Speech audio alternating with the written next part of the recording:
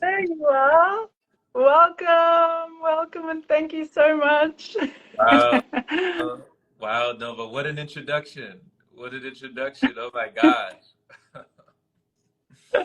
I'm Oh my here gosh. with the master.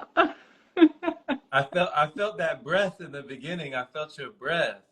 Yeah. Mm. Yes, I call this breath of life for many reasons, or for just one reason, clearly, because that's what we want to talk about and expand on. I'd love to hear, oh my God, so much. So many questions that had popped up and that I really wanted to, shoot back at you the last time we spoke. Yeah. So, get ready. No. I'm happy to be here. I'm happy to be here with you. Yeah. How are you? How are you doing? I'm doing well. Today's been a very productive day, busy day, and I've just been enjoying it, just taking it breath by breath for sure. Mm. You're a busy man now? My goodness. Well, I'm sure you were busy before, but wow. I'm absolutely loving all of the interviews that you've got going on, all the change makers, all the souls that are turning on the lights. Yes, yeah, you're one of them. You're one of them. So it's awesome to be on this side this time. Yeah. Yeah, absolutely. So I would love to begin with letting us know who Jerome Shaw is.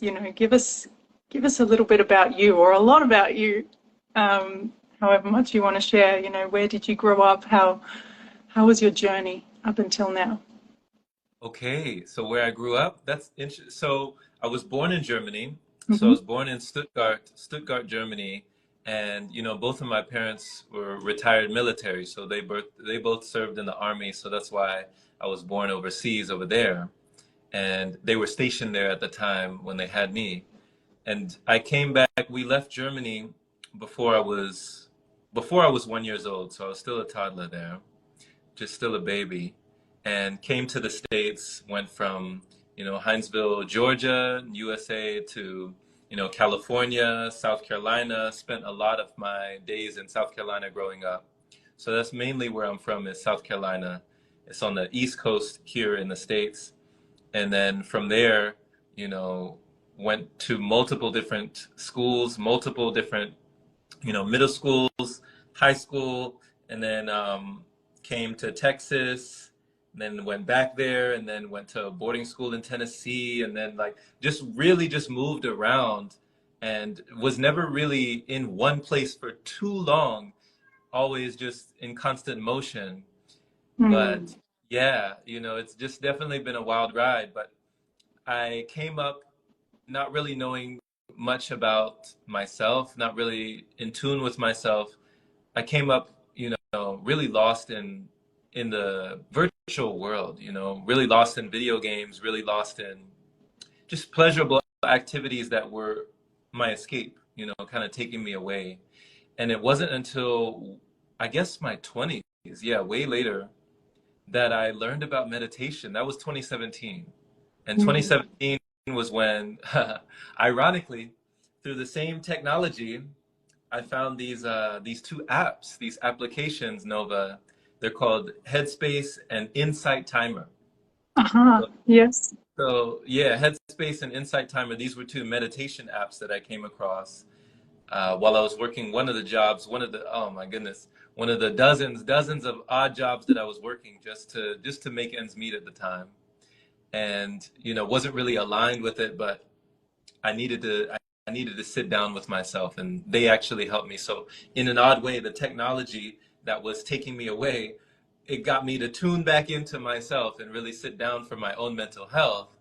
And yeah, the rest was history after that. That kind of got me off on a different trajectory in a different direction for a deeper connection. Yeah. Mm. Thank you. Wow. So military, moving around a lot, gypsy lifestyle in a way. Exactly. Yeah, you got it. Yeah, Yeah. yeah, traveling. Yep, I'm very familiar. And yeah, to be almost in that consumed into the, you know, the electronic world or whatever we want to call it, you know, into that space. But then to shift that into something that has completely changed your life and so many others that you're touching, you know, and you will touch. Wow. That's, Thank you. Thank yeah, yeah. you. You know, we talk about technology and we can diss it and we can diss social media and we can diss all of it, right? Oh, there's so much rubbish and it's such a waste of this and blah, blah, blah. But look at what can happen. Exactly. Look at what can happen. Yeah. Yeah, perspective. For sure. For sure. We need that perspective, you know, in the collective. Mm-hmm. Absolutely. And for you, Jerome, when, you know, growing up, what was your diet like and how was that side of things? Diet and lifestyle, obviously a lot of video games and that sort of thing, but Well, yeah, that was I mean, my diet, you're talking about my form of consumption, what I was eating? I consuming was raised I was on a physical, yeah. yeah, I was raised eating everything, Nova, everything. There was nothing really was off limits. The only thing that were kind of off limits was, you know, I grew up in a very religious family. So on my dad's side, when I was with him, because my parents were divorced, when I was with him, we would go to church on Sundays. So I was Christian. Then on Saturdays, I would go to church with my mother, Seventh-day Adventist. And with the Seventh-day Adventist, you know, my family all in California, they go to church on Saturdays. That's the Sabbath for them. And Mm-hmm. off limits for them is scavenger fish and scavenger fish and pork. Mm-hmm. Pork. So those were really the only two things that were off limits. So I wasn't eating ham, pigs, pork, like all that, Yeah. and I wasn't eating the scavenger fish. That was it. Everything else was fair game. Everything else growing up, I was consuming everything, you know, just the chicken, the macaroni and cheese, the collard greens, the mashed potatoes, the cornbread, the meatloaf, like the spaghetti, the linguine, the fettuccine, the, you know, everything, All of it. everything. There was no shortage. Oh my gosh. You know, I'm 6'3", Yeah. so there was no shortage. You No, know, I was putting it away. I was putting absolutely. it away. Yeah. Putting food away, Uh-huh. packing it in pretty it was wild. You know, now that the lifestyle that I live now, I can only imagine, and I gotta pat myself on the back because I have no idea how I don't know how I did what I, like my stomach, I don't know how, you know, just the it must have been stretched to capacity. I have no idea how I was able to put away as much food as I did because it was a lot. Yeah. Yeah. Growing boys, they say, don't they? Mhm. Growing boys, they need a lot. Yeah, so much programming, isn't it? Like Zion and hold In on. Cairo. Yeah. Cairo, Zion and Cairo. Great Yeah, you memory. know it. You know it. Yeah. Yeah, the programming is deep, so deep. Yeah, yeah. Did you feel there was, or where was it, when was it that you had a shift in in awareness or in, you know, oh my gosh, this, you know, the way I'm eating, what is this? Or, you know, just starting to question and that first seed, do you remember? The Or were there first, several? yeah, the first ones, because I've had many different shifts, and I'm sure Yeah. yourself as well, and anybody who's listening, it wasn't always like just one big thing. It was like a series, Mm. you know, when we look back and we connect the dots, it was like, you know, we were going from like enlightenment to enlightenment to enlightenment. There was a series of shifts that really was like a domino effect, you know, Mm. it's one got tipped and then the other one dipped, you know? So for me, what the first shift with meditation, it got me into lightening up in a spiritual way. Like it wasn't just a physical way, it was an emotional way, it was a breathful way, it was a mindful way, and it was a spiritual way. I hadn't really tuned into spirituality. And I didn't even know that's what I was tuning into in the beginning, but I just started, you know, climbing trees and just meditating on my work break. You know, like at work, I was working as a telemarketer for a real estate brokerage, and I would be climbing trees and I'd be up there, you know, like Mowgli in the Jungle Book. I'd be up there, you know, and people be down there on their smoke break, and I'd just be up in the tree just breathing, you know, just sitting there just in silence. And I mean, I heard a lot of conversations up there because people don't really look up, you know. I don't know about in Australia, but out here, you know, people are just kind of down, like just kind of as they're walking around, they're all looking down. So I was up there, so I got to see a lot. You you'd be surprised what you hear when you listen, you know, when you just listen. So I started to do that. I started to meditate in the workplace. And I was one of those weird guys that was just, you know, just sitting down in meditation while everybody was at their workstations. And on the lunch breaks, people would ask me, hey, you know, are you vegetarian? Are you vegan? You're one of those, aren't you?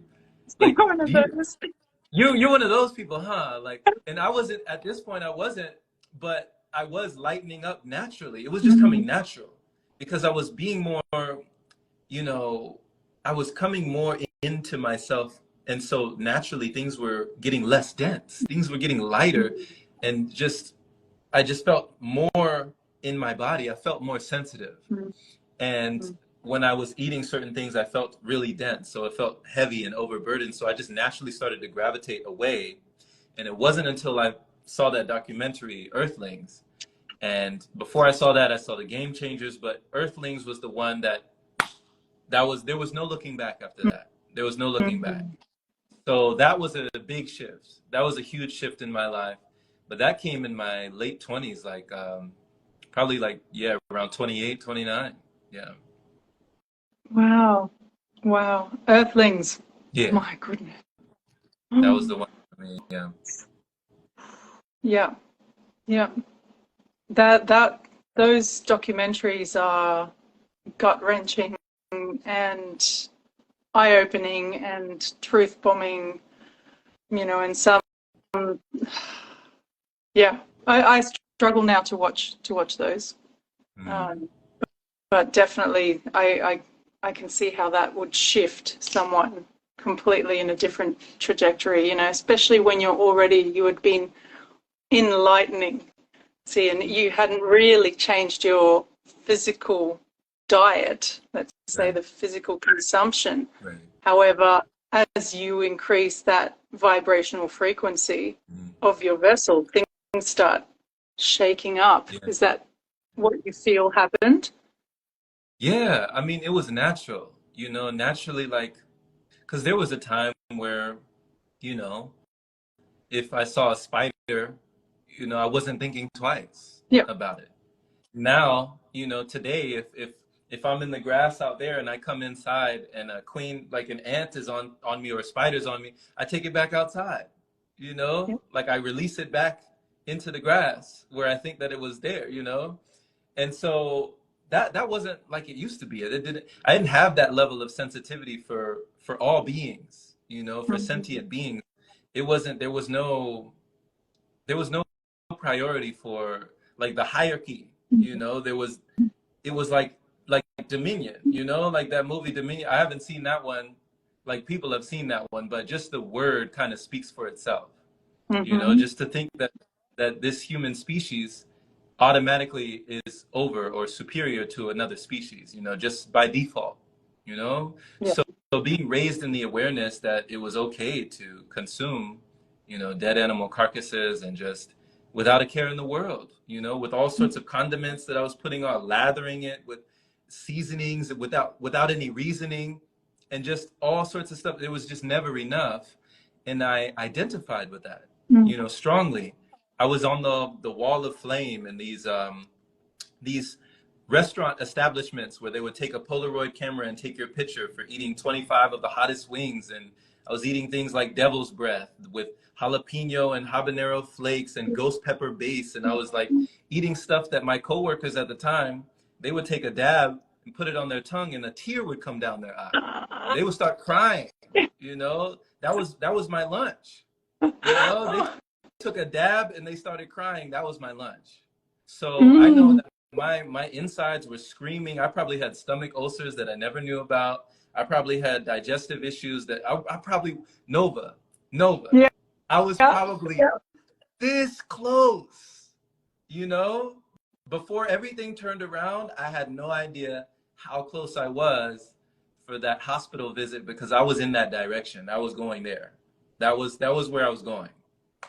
So I can only think the pain, the emotional pain that I endured at a crucial juncture in my journey that allowed me to have a huge deviation and in a new vibration for sure.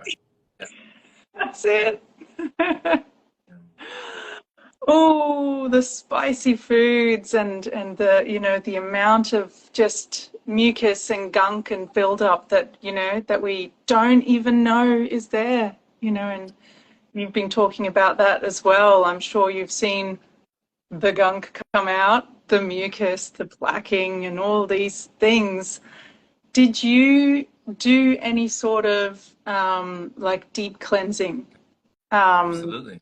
on like purposeful, you know, not just because, or did you slide into this, you know, liquid and breath lifestyle? Which I'm not sure. I would love to know what it is that you consume now Mhm. into the vessel Right.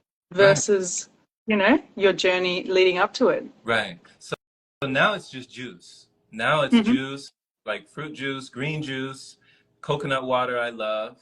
I don't drink too much water at all. I like coconut water, my own water, and juices. Yeah, that's mainly what it is. So, you know, it definitely was not always like that. It's been like that for the past 2 years. We're Wow. going on 3 years now. But Gone before on 3 years. that, Sorry, pause. 3 years on juices. yeah, Yes. Wow. Okay, sorry, continue. I just had to yeah, pause there. Yeah, for those yeah, that think that you can't, you know, survive. right, right. And you know, one of the things that gave me confidence to know that I could definitely survive is one of my mentors. I have a lot of mentors, and a couple of them. So one of them is Raki Chari. She's on YouTube. You might know if you've seen her. Some people might know, but not everybody knows of her. Breatharian Yogini. If you type in Breatharian I, Yogini, that's Raki Chari. That's one of my mentors, and she's taught me a lot. She's going on probably 7 years now of no solids. So she's on a liquid lifestyle for 6 years already. wow. But even other than her, like Elitam Elamine, if anybody knows Elitam, he's definitely been a proponent, you know, for pranic living, breatharianism, just this awareness of living with less, living without, living on light, Hmm. you know. And he's been traveling the world teaching people this.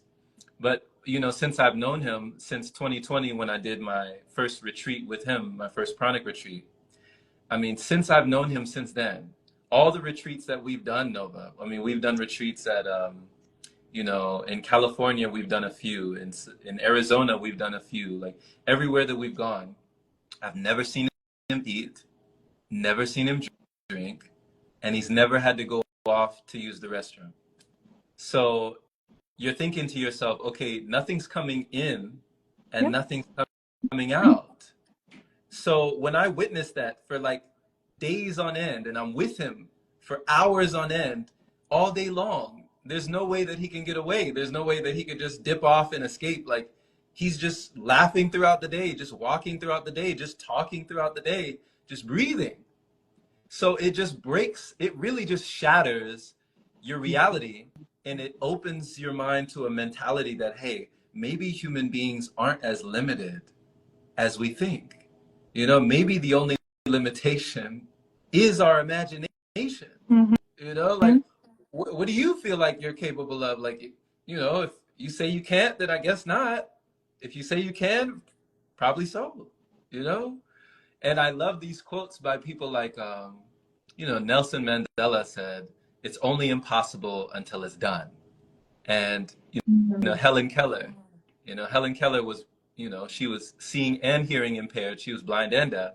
She said while they were saying amongst themselves, it cannot be done, it was done.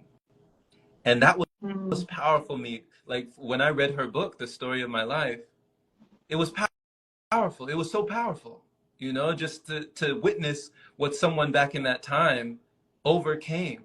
Just all of those, what we would call handicaps, she had Yeah. a whole different perspective,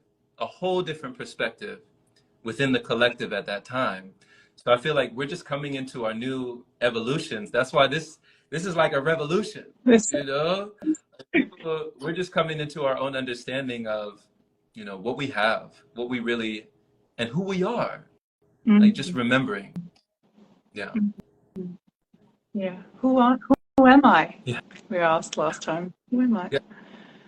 Exactly. And that's it. The mind and your belief in your programs, which is, your belief Mhm. on anything is what's going to create that reality, as we know.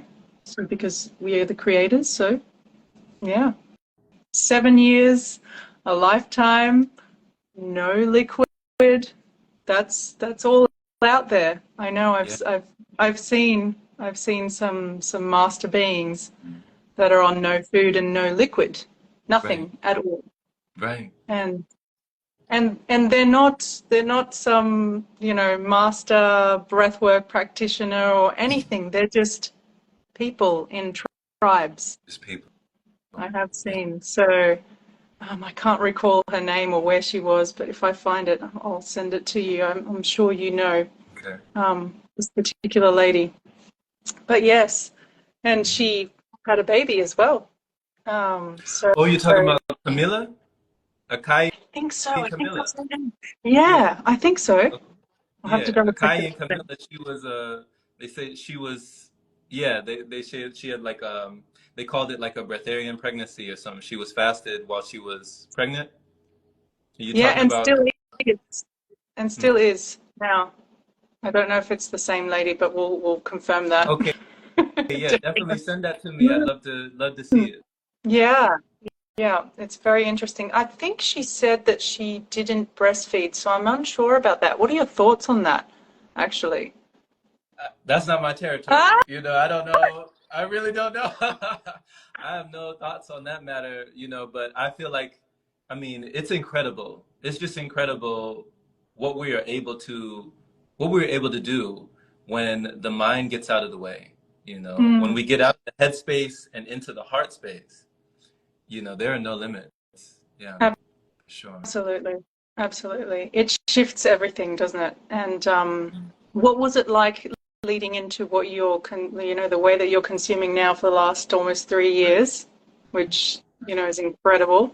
How much, if you don't mind sharing, how much juice or coconut water or so on do you actually take in per day? I'd say less than 2 liters. Yeah. So I walk for some miles to the grocery store every day. So I get it every day. I get what I need and come back. So I walk, I get, like today I got celery, I got parsley, some apples and ginger, and I have a masticating juicer right over there with some mason jars. So I'll just juice it up, throw it in the mason jars, throw them in here, and then I'm good for the day. Yeah. Perfect. Simple. Yeah. And when was the last time, I guess that was 3 years ago, what was it that you were consuming before that, before you went straight into, no fiber and just juices? Yeah. Yeah. So the last thing I probably had was probably a salad, because this was around the time I was still consuming vegan at this time. But when I did, that was in 2022, May of 2022. That was my last solid meal. So that was probably a salad. Salad was probably the thing, because I was eating big salads. I was eating salads with like, tomatoes, kale, dressings, like just vegan stuff, but it was a lot of stuff. There was avocado, of course, I was using that, and then I was just putting a lot of stuff there, but it got to the point where even that was too much, and I knew that I could keep going. I had already felt what it felt like to be just on nothing, so I knew that awareness was already there, And it's, you know, to a degree, once you know, it's like you can't go Yeah. back.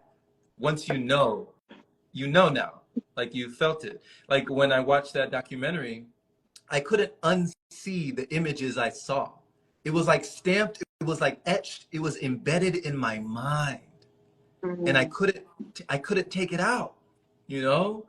And it was very conflicting for my inner child that had grown up eating and consuming all of these things with my family, with my friends, with everyone, with my loved ones.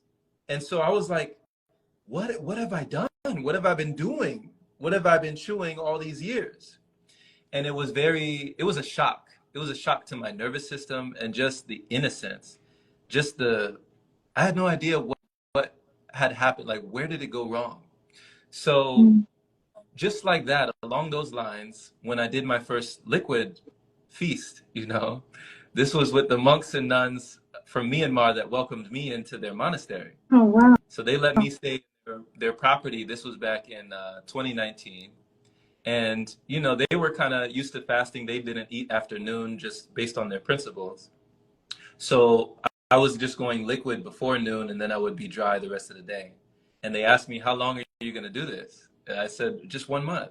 I said, only 1 month. Because I had already known people that were doing it for years. So I was like, just 1 month. They said, that's too long.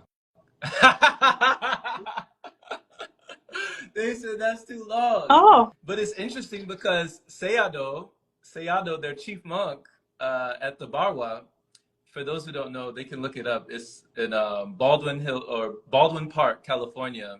I think it's still there. The Barwa Mindfulness and Detachment Center. That's where I stayed. wow. It's called the Barwa, and they're from Burma. They're from Myanmar. Yeah.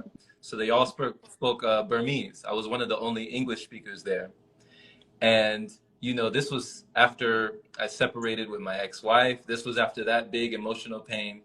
So I didn't know what anything was. I was just trying to find something, but I knew that something had to change. I knew that this wasn't it. You know, I was so dissatisfied and really disgusted with the lack of discipline, the lack of structure, the lack of direction that I had in my life up until that point, just kind of wandering through life and just waiting for things to change. Nothing was changing. Nothing was rearranging. Things were just going in a downward spiral.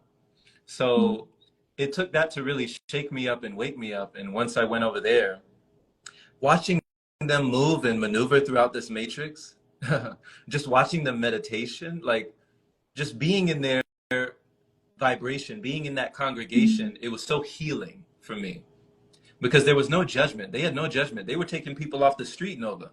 You know, it's drug addicts, people that were strung out, people that had gone through so many things in life. They were just bringing them in, come in, learn how to meditate, just come in, you can stay here.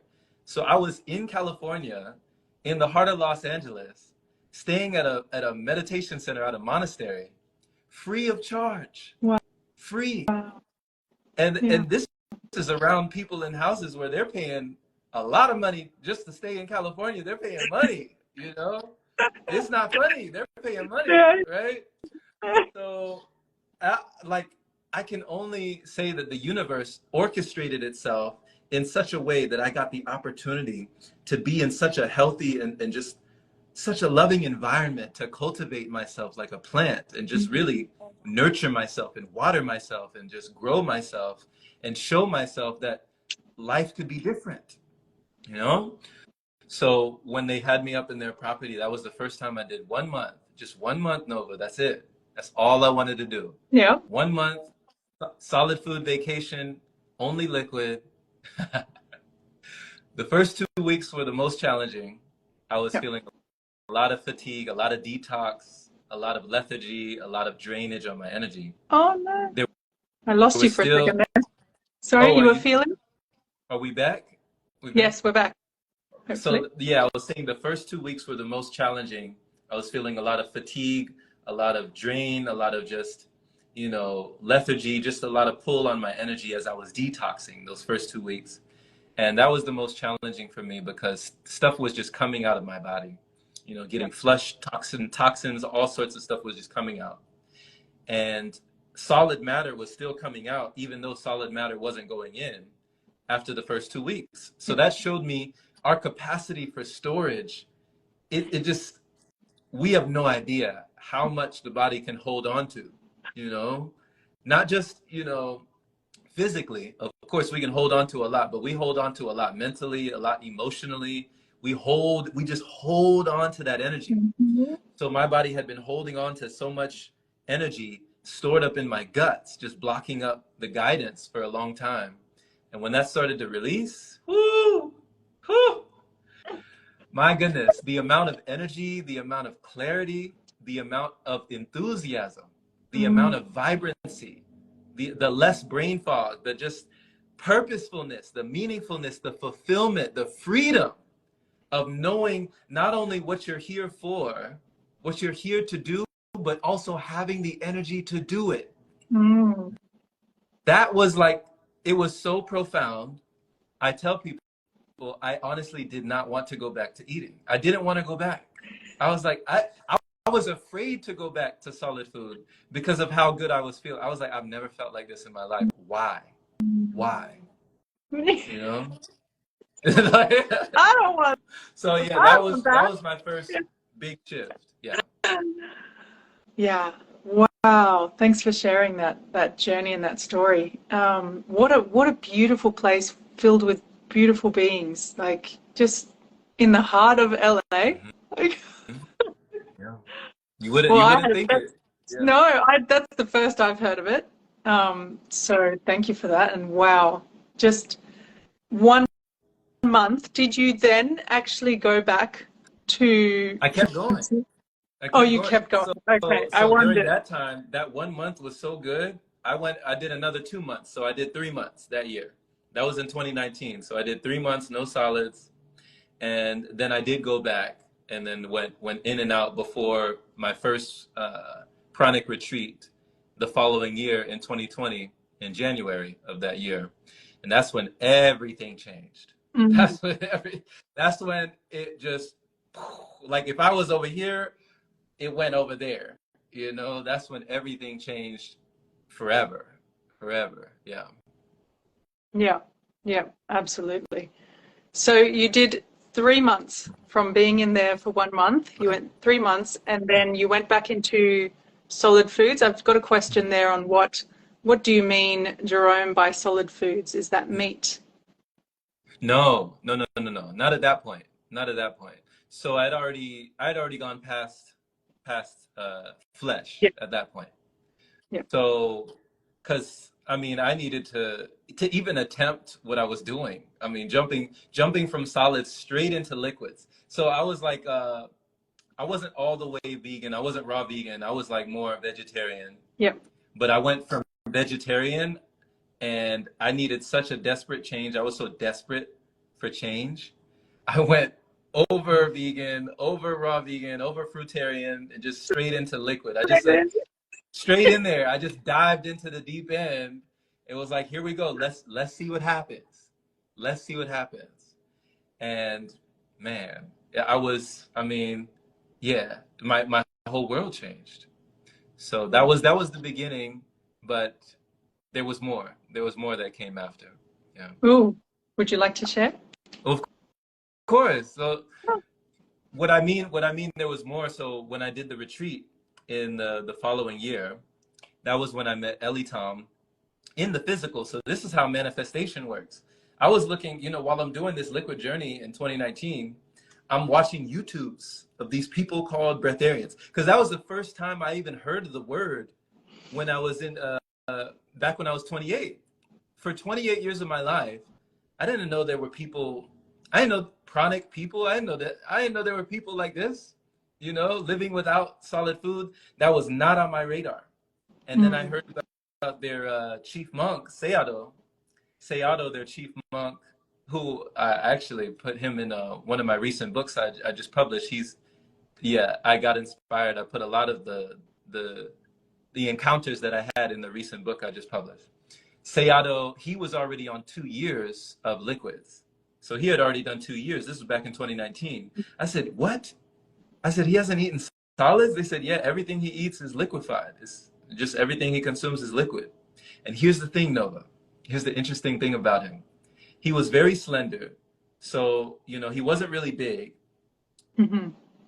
but his energy, no one could no one could outpace him when it came to, like, he was walking everywhere like Jesus. He was walking and teaching meditation, walking and having a conversation, walking and teaching a congregation, you know, walking, right?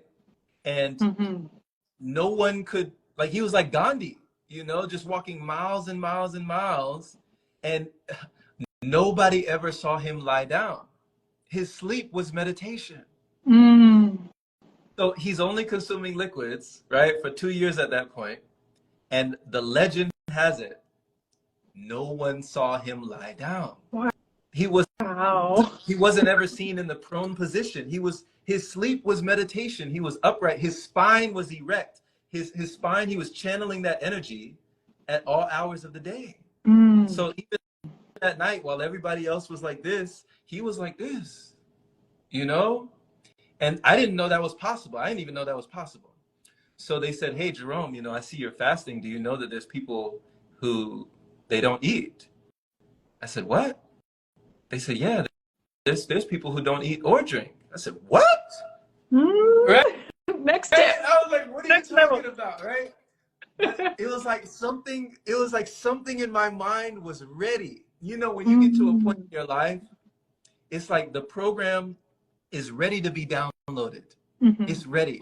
You know, the file is there, but now you had to clear the cache. You had to defrag the computer. You had to defrag the PC, clear the cache, deprogram to reprogram. Now the file is able, you know, to come in. It's like, but before that, it's like trying to stick a floppy disk into a CD-ROM. It's not going in there, right? Not working. Right? It's not going in there. It's not happening. But this time it was ready. I was ready. You know, my software had updated. I had upgraded. I was ready for the new program. So when they said, "Jerome, you know, there's people, right? Like, you know, there's people out there, right, that they don't consume. They just live. They just breathe." I said, "You're joking. You're kidding me." I said, "I gotta find out." So that's when I started looking up, you know, these pranic people, these breatharians and liquidarians on YouTube. And then within months, I was meeting him face to face. So when I was at his retreat in Sherman Oaks, California, all we did every day for like 9 days, it was like 8 or 9 of us with each other, all in sleeping bags, sandwiched into this one room. And we were just kind of like Tetris with our bodies. We would sleep next to each other, just kind of in our sleeping bags in there. And we were on this lady's property. It was called the Sound Palace Temple in Sherman Oaks, California, with Athena Starseed, and Ellie Tom was there with her. So she was the host of the house, and then he was the teacher. Mm-hmm. And every day, Nova, we just, we got up, we worked with the energy, we did Qigong every day. We would walk, we would exercise, we would walk long every day. We would have a breatharian talk, we would have a conversation, and then in the evenings, we would do a meditation. And this was every day.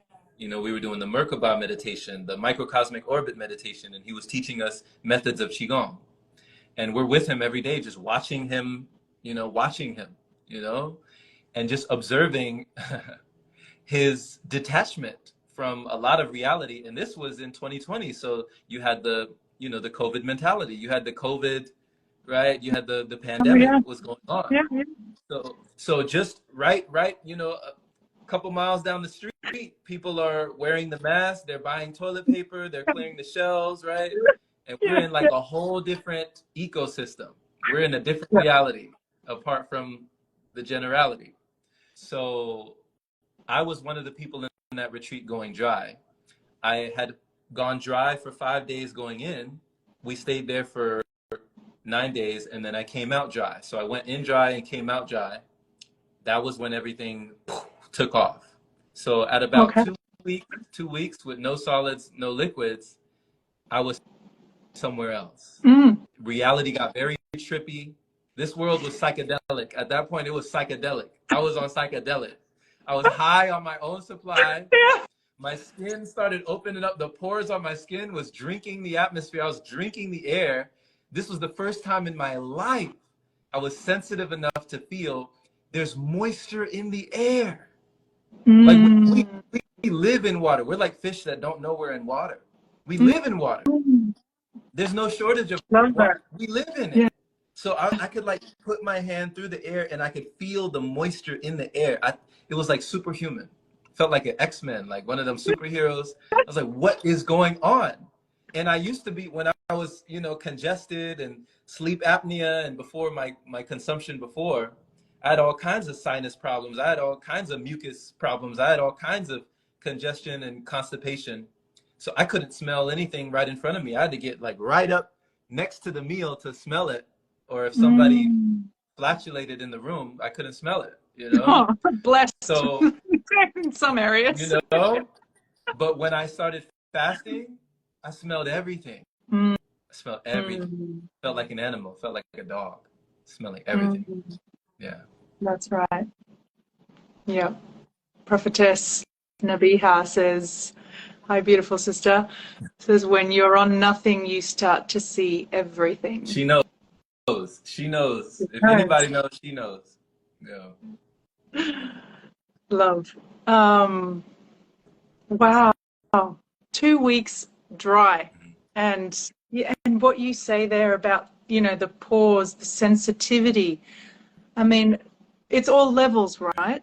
It's all levels, and we've experienced it looking back from eating, you know, really, really dense dead foods and carcasses and, you know, animal parts and all this stuff and breads and pastas, and right, how clogged up on every level, physically, mentally, and emotionally, we can feel how dense, how like non-sensitive to smells, to taste, like everything is numbed out. I mean, I think you even said, you know, your allowance for chili was insane.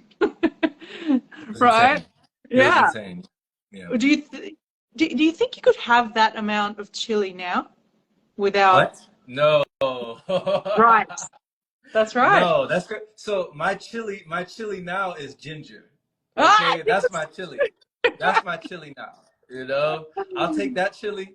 I'll take that chili now. You know, but no, if I tried to consume the way that I did before, you know, I don't want to say it, but it'd be scary. I'll say that. It'd be scary. You know, I don't want to say lethal. I don't want to put that in the air, but No. it'd be very scary, because there were times when I did try to go back after I had been on liquids for a long time. I did try to dip back into the solid wavelength, and it was like I couldn't go back. It was like I'd already crossed some threshold, like my body had already reweaved and compensated for the lack of this, traded it for the abundance of something else. You know, it said, okay, we're not getting our energy from this anymore, so I guess we got to get it from somewhere. So it like reconfigured the settings to start getting it from elsewhere. You know, because I'm here. You know, I'm in the sun. I'm doing Qigong. I'm raising my hands to the sunlight. You know, I'm sun gazing. I'm intaking the light. You know, so my body just learned that, okay, we're just going to convert this energy. You know, we were used to all the fossil fuels. We were used to the dead animals, but now we're used to something else. So when I tried to go back to dense matter, you know, solid food, it felt very painful. I'll say that. It felt very painful. It felt like I could not go back. Like I'd already made my decision. Like, hey, you're either going to go this. My body was confused. My body was asking me, it was like, what are you doing? You know, we're past that. We're done. You know, we're going here now. So to ask me what you just asked me, if I would be able to consume the same things, definitely not. I don't know. You know, there's people in this, you know, there's people who I guess, you know, they have another level. That's a whole nother level of Perhaps. you know, where they feel like, you know what, you can eat whatever you want, have whatever you want. I'm not one of those people. I'm not one of those people. Yeah. We're either not there yet or that's past. I like what you said, Brian. Yeah. And that, what you just shared, thank you so much for sharing that. That's a truth that not many can understand or have not understood when they've experienced it. If you know what I mean. to move into the finer vibrations of consuming, of energy, right? From the real dense to, you know, raw foods of every kind to very simple raw foods like fruits and salad, which is how I consume now. I'd love to, you know, to share on that, because I've felt exactly what you've just spoken about. And I share this with all of my clients and all of the people that, you know, I speak to that are on this path. The whole, once you clear your vessel enough and it starts to shift, and it shifts, it's a continuous shift, right? Your shift is up here. You know, you've shifted further than I've shifted, for sure. And to then try and move backwards, your vibration, the way I explain it usually is, you know, your baseline vibrational frequency on that molecular cellular level is higher now. And that dense food, there's different ones, right? But that dense food that you used to eat when you had a body down here, that drop was lower, right? You're used to that. And yeah, you were living in density of different, you know, levels. But as you clean it and clean it and clean it, and you just, you know, you're in the finer vibrations, meaning you're more sensitive and you're clearer and you're an open channel, then your drop when you start consuming those dense foods is like, it's like crash and burn. Yeah. It can be crash and burn. And I loved how you said it, because your body is shifting to different energy sources. And to then bring in foods. And I'm not sure, would you like to share what it is that you actually tried to go back into? Yeah. So it was just, there was one time I got off a flight and I was just trying to eat like, you know, like a regular salad and I think it was like a Subway sandwich, you know, just like one of those veggie lover Subway sandwiches. And something, you know, it was like there was some form of bread and it was like some greens. I remember it was a salad and some form of bread. And I felt like there was a rock lodged in my chest, like in my solar plexus. It was just lodged there and it was stuck. And I was looking around like, you know, I was like looking at people around me like, is this it? You know, is this how it happens? You know, here in front of these men, women, and children, like right here, is this it? You know? And I was wondering like, is somebody gonna be able to call the emergency room like fast enough like to get me somewhere? Because I was panicking. I was panicking. So I mean, when that happened a few times, yeah, I was done. I was like, okay, I don't need to go back. I was like, I don't need to go back. I have no desire. So when people ask me, hey, when will you eat solids again? You know, I tell them, I'll never say never. You know, like I'll never eat solids again. I'll never say that. But I feel good right now, you know? Like I don't really have a big desire to go back at this point. I don't see a downside for the way that I live now at the moment. Yeah. That may change in the future. Who knows? You know, who knows? But at the moment, I'm feeling pretty good. Yeah. Ain't that the way? Ain't that the reason? Right? Like, just seriously. How do you feel in your body, in your life?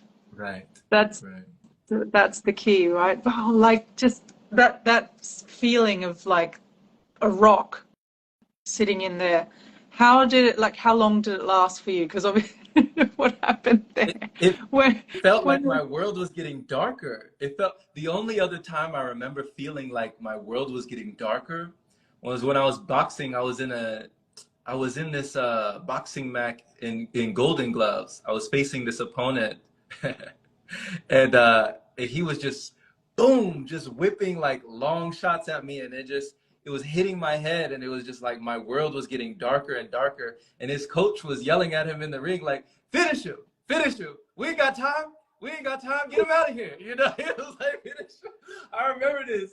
And that was the time when it felt like my world was closing in. Like, have you ever seen Looney Tunes? Yeah. You ever seen the dark?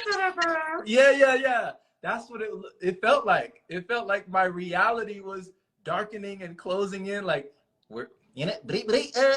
That's all, folks. You know, it was just closing. You know, I was like, oh my God, is this it? So I don't, you know, I don't know how long that state lasted, but finally, like you know, I just stopped. I didn't keep eating. I just stopped right there to let whatever it was like pass through, but it just felt like it was stuck. Felt like it got stuck. It felt like my body had forgotten how to digest this. Like it felt like my body had forgotten how to process, like how to take this from A to Z, like take this from the beginning to the end. It felt like it was like, you know, that wasn't necessary for, you know, for all this time. Why is it necessary now? Yeah. You know, why are we doing this now? We weren't doing this for the past, you know, why are we doing it now? How long were you into the fast? I mean, so at that point, it was no longer fast. Like what I do today, I don't call it fasting. No, You of know? course not. It's It was no living. longer fasting. So it was more like pranic living. This was a lifestyle. This was my lifestyle. This was my life. So I no longer kind of identified with like I'm fasting, because it kind of has a connotation of deprivation. There's a deprivation connotation when you think of the fasting, when you think of like, oh, I need to deprive myself of this for now to eventually go back once I cleanse, or to eventually go back once I detox. This is not that. This is different.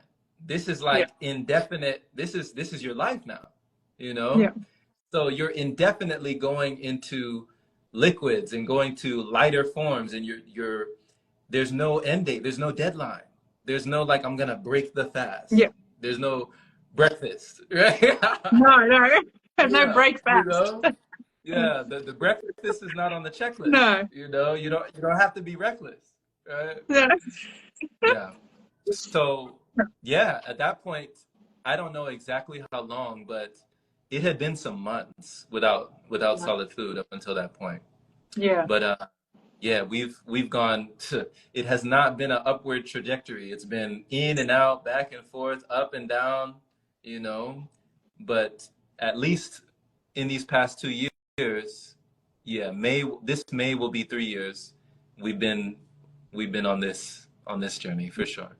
And it is a journey, as you said, you know, and there you have it. It's never about perfection either, you know, but those experiences are sometimes needed, clearly, you know, because we do get on any level that we're working through, and this is for everyone, you know, when you're trying to shift and change or detox or, you know, fast and start cleansing and start clicking, right? Because sometimes you have to, something has to shift in order to then click and continue, or desire to continue, right? Because you might be on this side eating whatever you're eating now and going, oh, why would I ever want to do that? Right? Why would I ever want to do that? Like, I feel great, or maybe I'll just, you know, I'll go just and cut this stuff out, and oh, that's, you know, and it's all okay, right? Everyone is living their own life and their experience and at their pace, and it's not a competition and it's not a race. It's just it's about giving it a go if you feel the resonance, or if something is, you know, is calling you, or if you feel horrible in your body or in your mind, you know, and you're quote unquote sick, or with chronic symptoms, or a disease diagnosis, or whatever it is, right? Or your life is just not happy. Then you really want to try and shift something, and shift something so that then the energy starts to move. You know, that's energy in motion. That's just, there's a fluidity happening. And then from there, you know, things open up. And as Jerome, you know, you were just sharing, it's like each level is like, whoa, whoa. There's more? There's more. There's more to this? There's like, more. What? Always. There's always more, yeah. There's more. Yeah. Infinite. Oh, I'd love to know a little bit about, because you're an amazing author. I've seen and heard. I can't wait to get a hold of your books. Actually, I just had a look earlier.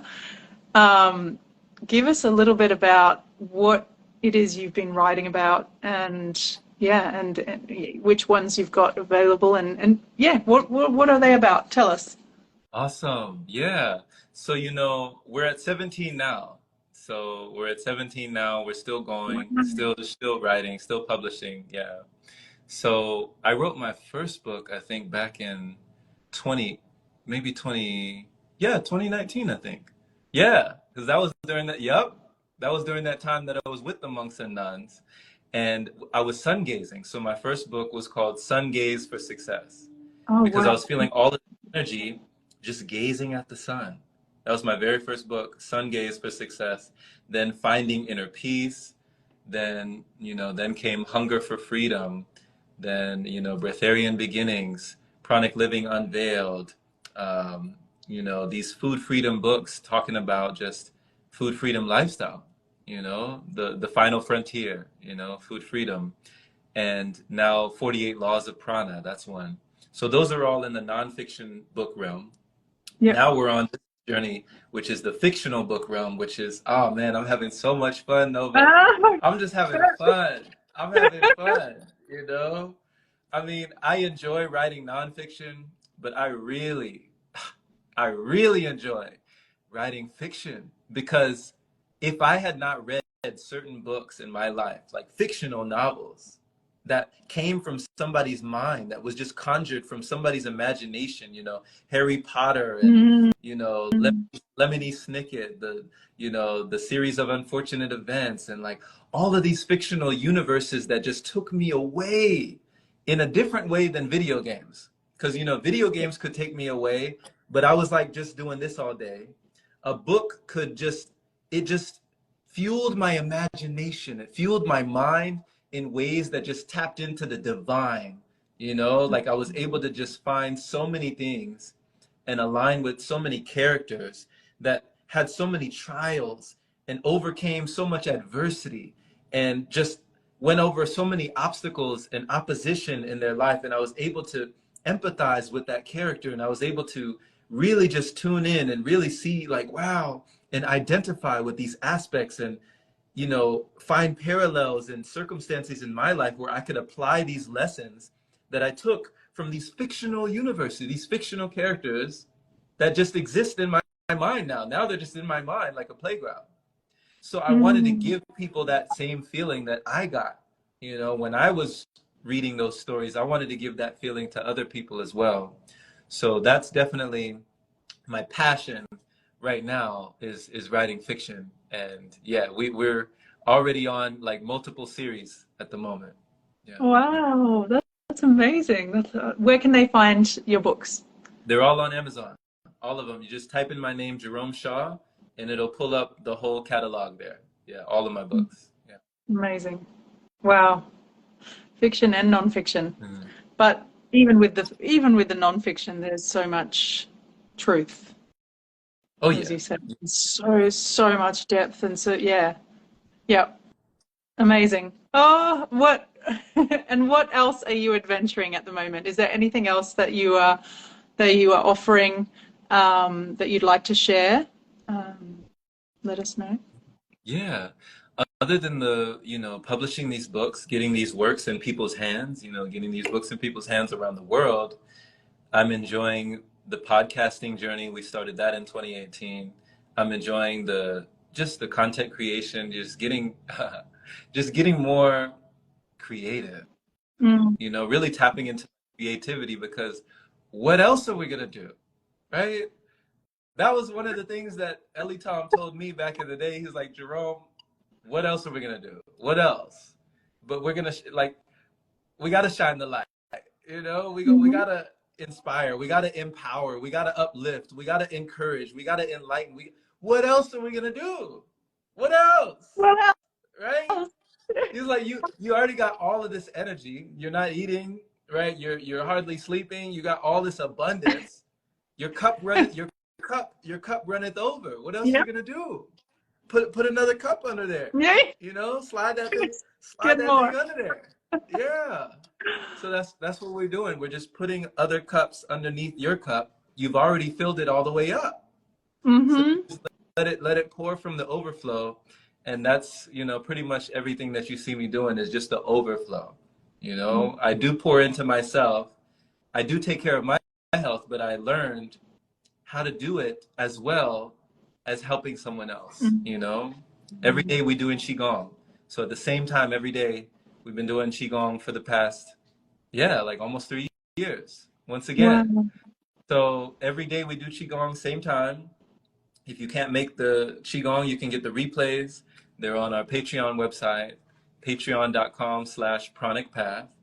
Whoever wants to learn more about this lifestyle, this way of living, the energy, the way that it's giving, you can check that out. And there's just a whole Pranic library there with not just my books, but tons of other books that have helped me along my journey.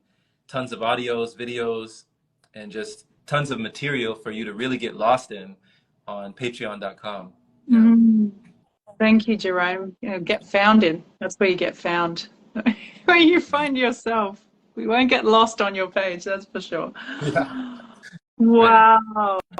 Wow. And yes, the Qigong, I've been seeing your stories, and obviously the time zone is off, but it's great to know that you've got all that content on your page, because that's just so much giving, so much overflowing. You are just a beacon of light, and such a pleasure to chat to, such a pleasure to listen to. Thank you. And I appreciate you.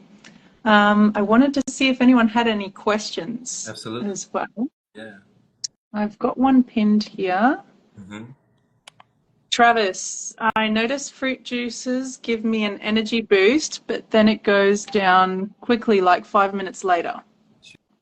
Juices give me an energy boost, then it goes down quickly 5 minutes later. Yeah. So, you know, it's interesting. You know, I can't drink caffeine anymore because I've gotten now to a level of sensitivity.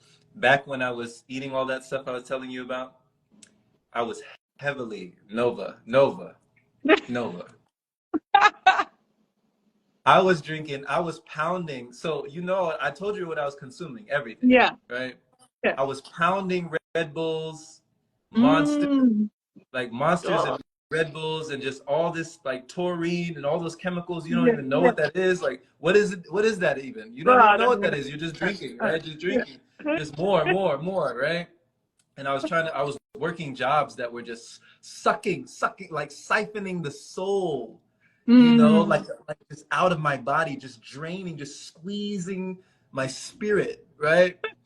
And, you know, to get through these jobs, I was doing like you know, somebody said, if you want to break a caffeine habit, eat a Fuji apple. So I would start with a Fuji apple. I'd have a couple Gatorades, then I've had a Red Bull, then I would have a Monster. And if that didn't carry me over, because I was working the graveyard shift. Oh, graveyards. From 10 at night till 10 in the morning. So 10 to 10, 10 at night till 10. And I would have half of an Adderall, probably at maybe like 6 or 7 in the morning, and that would carry me till 10 a.m. An Adderall. And this wasn't even my own prescription. This was a prescription from somebody, a girl in college. I was getting it from her. Now, this is on top of the Red Bull. This is on top of the Monster, an Adderall. So I was like, I thought I could do calculus. I thought I could do like, I was on top of the world. This was like cocaine for me. This was like, I know it. I understand. I get it. You know, I was so jacked. My adrenal glands were so shot. I didn't know what energy was. I thought that was energy. That's not energy. That is not energy. I thought I was energetic. That is not energetic. That is, you are just slowly deteriorating bit by bit, piece by piece. You are being broken down systematically. You are being stripped of your life force. My cat just you see Neo? You know Neo? That's right. That's right. Like, he just chimed in. In real quick. Oh, what a sweetie. What's his name? Neo is his name. Neo. Oh, what a name. He had to chime in real quick. He said, I know. Ah, yeah, So that's it. you are being stripped, you are being taken, you're being kicked out of here. You know, you are being evicted slowly Mm. but surely. The pink slip is coming. The notice is coming, and you got to pay dues. You have to pay rent, right? It's like Mm-hmm. swiping a credit card, beep, beep, beep, on your body. Yeah. One day you gotta pay it back someday. Oh, So yeah. that day came for me. I had to pay all of it back. All of it. Nobody gets away. Like one of Mm. my friends said, he said the poison came in and it has to come out, That's right? right. It has Yeah. to come out. So I definitely, you know, paid the price for all of that. Like I said, my adrenal glands were shot. They were jacked. And what I didn't understand, what I didn't realize was it wasn't actually giving me energy at all. It was like Mm. hijacking adenosine receptors in the brain that signal to the body, hey, you're tired, you need to go lay down. You know, whatever those receptors are, those adenosine receptors, it was just like, no, you're not tired. Yeah. You're not tired, right? Right? No, you're not. Like the Yeah. body's like, yes, I am. And it's like, no, you're not, Yeah. right? No. That's all it was doing. That's all it was doing. So all those days, like staying in line at Starbucks for my, you know, whatever I was getting, the chai latte and all this stuff. When I went back and I got a chai latte after all that fasting, just a chai, Yeah. not even a dirty chai, Oh, right? it wasn't Just even just a dirty. regular Yeah, it chai, was a clean one. right? Yeah. Just a regular chai. I thought I had poisoned myself. I thought, what just happened? What just happened? Yeah. That never used to happen. It's it slapped me in my face and said, Jerome, wake up. And I was like, I was like, did I just poison myself Mm. intentionally? So when we're talking about energy, just to answer that question, because they were talking about like, you know, when I drink juice, I feel a spike in Yeah. energy, and then I'm like this, right? Here's Mm. my theory. It's a working theory, but here's my theory.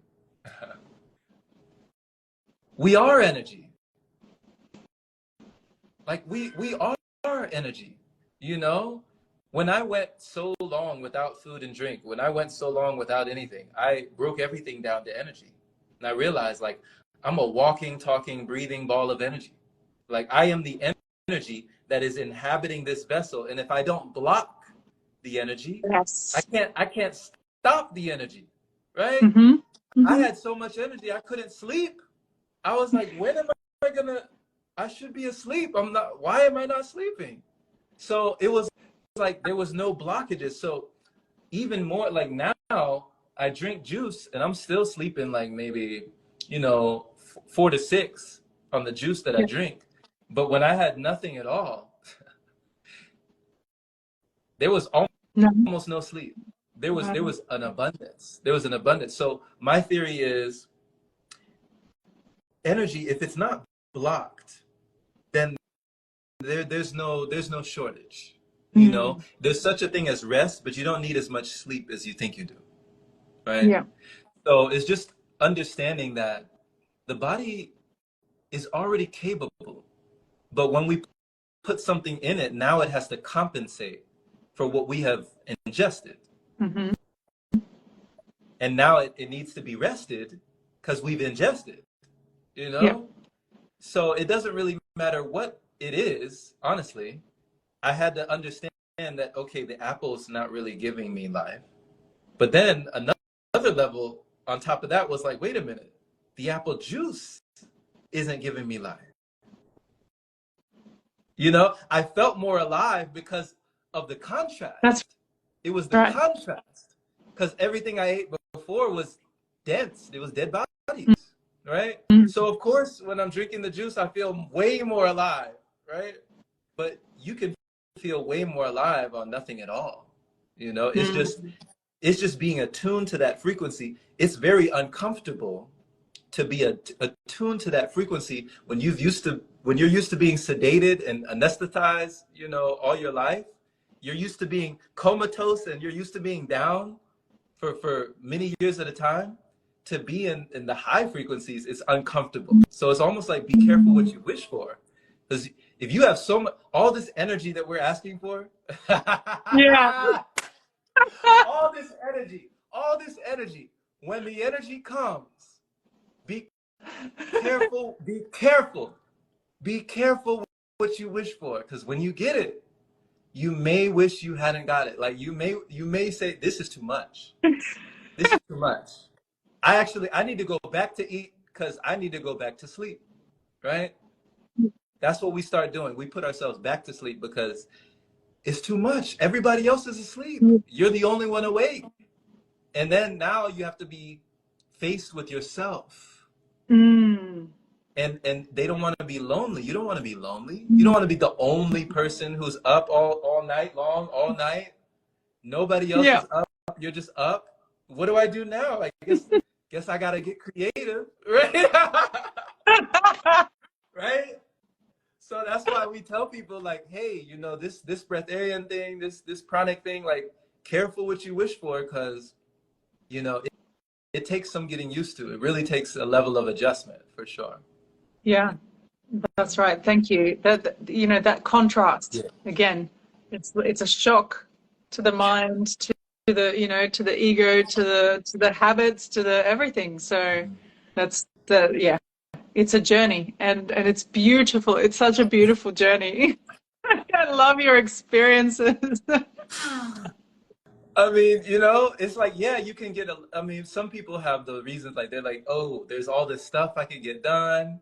Oh, all the money I can save. Yeah. Oh, all the things I don't have to do these dishes. I don't have to do. I feel like if you're really called to this, it's got to be something higher. Oh You yeah. got to have something, it's got to be something higher than that, you know? To really keep you on the path, it can't just be like, oh, saving on groceries and saving on bills and you know, I get to do all sorts of extracurricular activities. It Yeah. has to be higher. Yeah. You got to go deeper. Much higher. You got to Big go picture. deeper. Yeah. Yeah. Big picture. Yeah. That's it.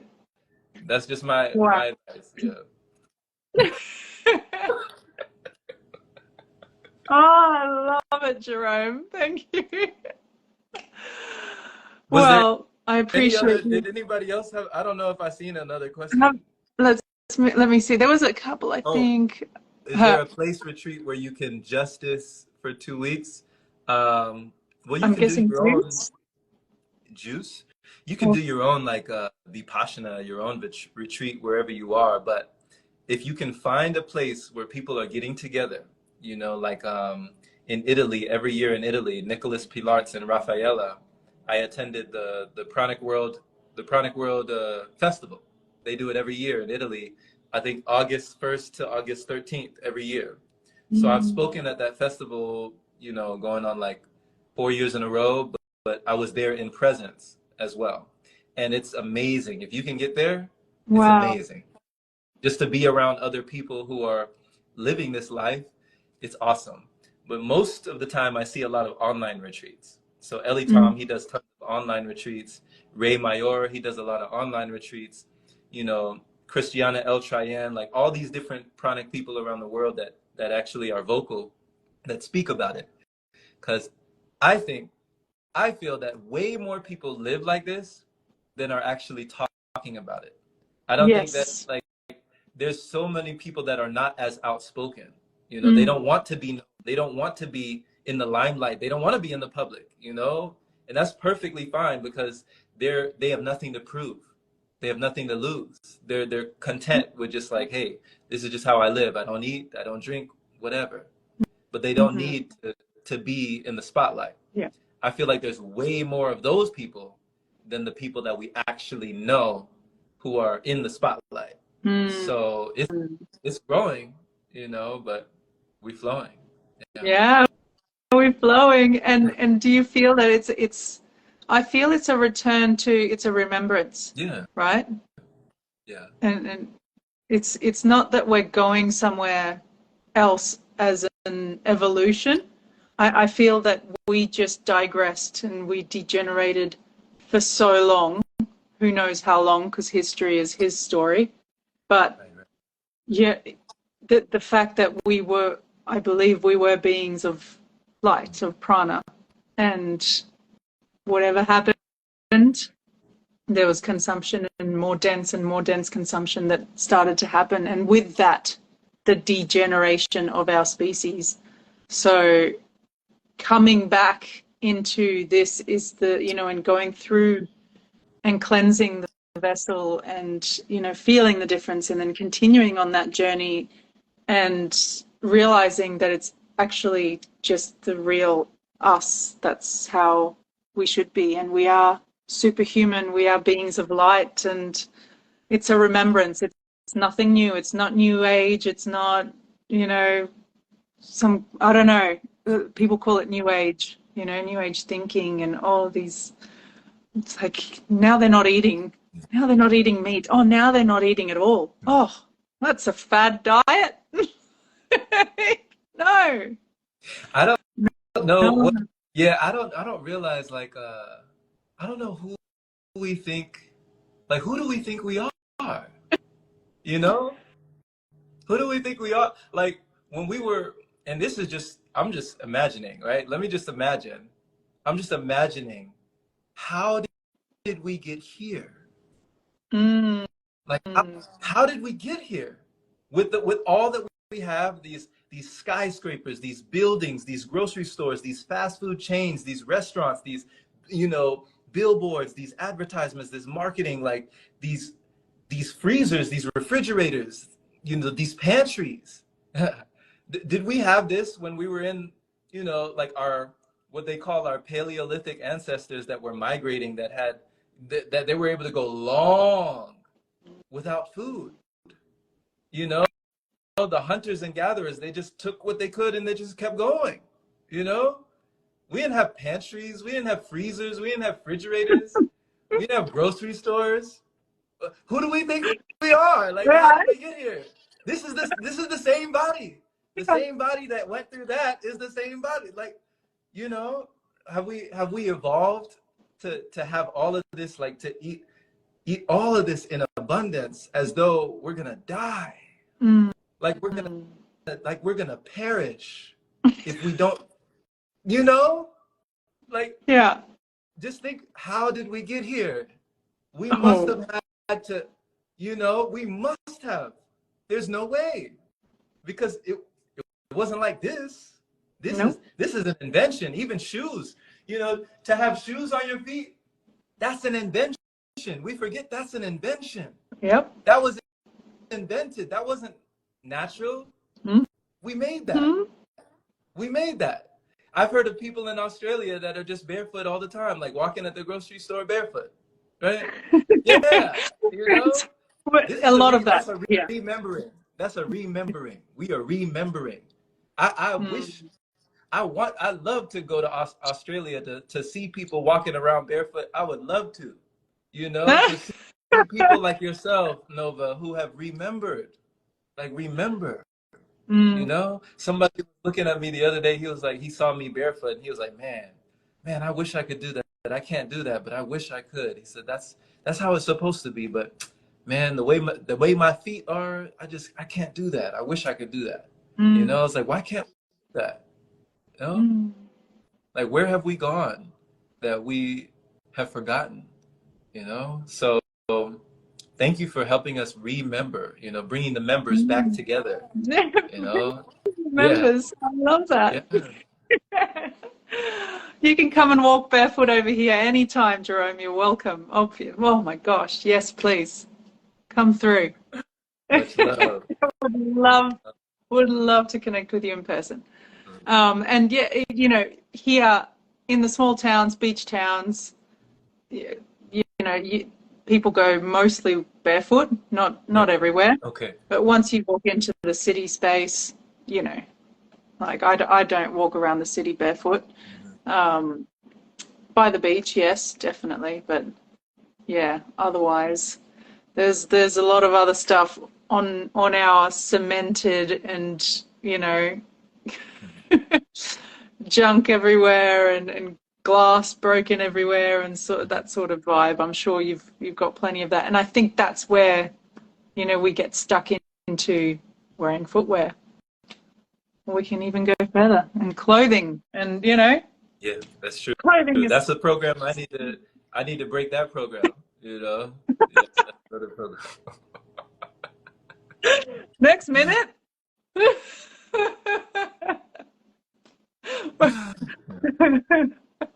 Yeah, but it's true. I mean, we're the only species that do these silly things.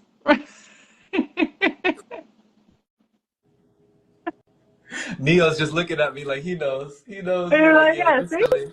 I don't He's know like, what you, yeah, yeah. what are you, what have you got on? What is that? What What are is you that? really trying to be? Right. Oh, amazing. Thank you, Jerome. I don't want to take any more of your time. I'm I think good. we've got. I'm good. I was good on time. I was all yours. You know, however long Oh, you wanted to go, I was ready. Yeah. thank you. Thank you. Appreciate you. And thank you, everyone who's been on. I don't think I've missed, there's a few comments, but not many questions there. So any Awesome. questions at all, don't hesitate to contact Jerome or myself. And, check out his page, his website, and follow him if you're not following already. What are you doing? If it resonates, follow. And yeah, I'm sure we'll have more of these conversations going. So big love. Big love. Thank you. Big love. Bye. Take care.